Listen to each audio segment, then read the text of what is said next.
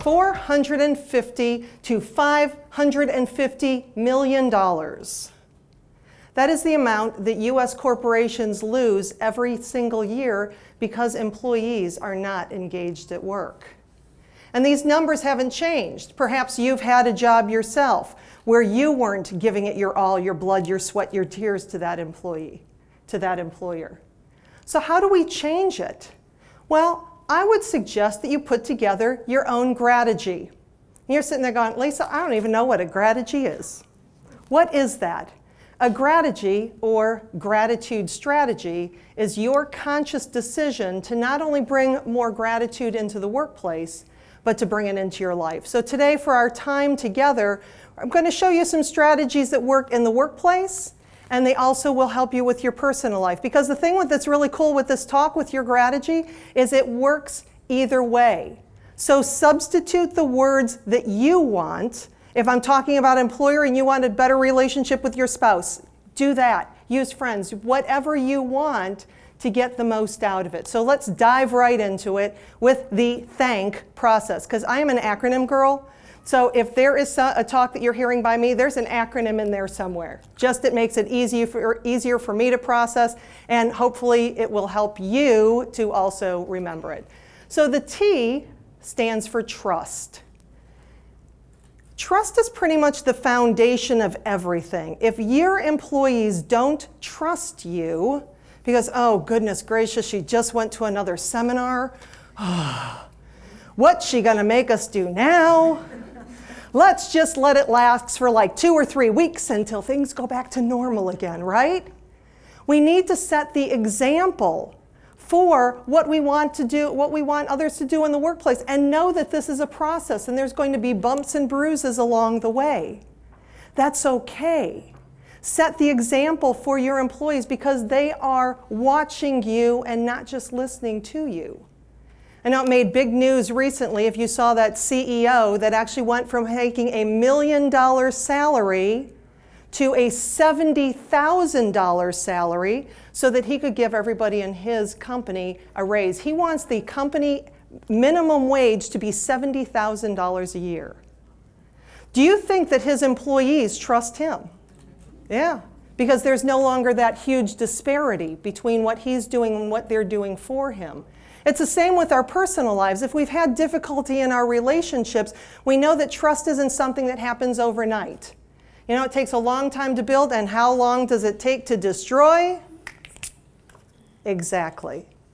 So know that this is a process, but we begin with that foundation of trust. Next, we move to help. Help your employees to envision their career path within the organization. Because when they can see themselves where they want to be, using their strengths, using what they love to do, they're going to work a lot harder for you. Be proactive. Don't just wait till somebody comes along and gives their 2-week notice. Oh, how can we keep you? Yeah. Take the time to, again, look at what you can do. Where are they shining? How can I help them to do more of that? You know, we see so many books now like Strengths Finders that instead of fixing what's broken in employees, we look at what they're already good at and help them to do more of that. And in our personal lives, when we come to each other, when we come to others in a mode of service, of volunteering, of helping others, of making someone else's life a little bit better because we were in it, we deepen those relationships. So trust, help. The next one, of course, it's my favorite step because that's the applaud step. We want to recognize, we want to acknowledge the people. And what gets recognized gets repeated. So we want to be very specific in our praise. But the thing that we need to do, because we all know, I mean, Mom has been telling us since we were this high, comes down to 2 words. And those 2 words would be? Thank you. Okay, wait a minute. And those 2 words would be? Thank you. Okay, so somebody says thank you. You're welcome. That is the only acceptable answer to the words thank you. Besides my pleasure, you can also say that. That's the addendum. But what are some of the things that we hear instead of you're welcome? It's nothing. It's nothing. No problem. No problem. Absolutely. Absolutely. Just doing my job. Yep. We need to change the language. When somebody says thank you, remember, they are giving you a gift, and when you take that gift and you say it was nothing, you're not accepting it. We're not completing that cycle of appreciation. So we're actually going to do a little practice right now. It's going to be really quick. It's called the thank you, you're welcome exercise. You will turn to the person that's sitting next to you, and it looks like this. Thank you, you're welcome, thank you, you're welcome, thank you, you're welcome, switch. Thank you, you're welcome, thank you, you're welcome, thank you, you're welcome. Okay, on the count of 3, the person with the shortest hair goes first. Sorry. Go ahead and go. 3, thank you, you're welcome, switch.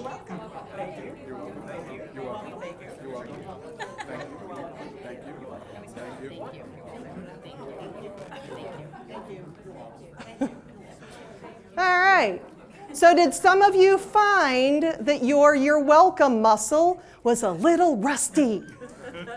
I love doing this activity at my workshops because what often happens, or well, actually it only happened once, but it still cracks me up. Thank you, no problem.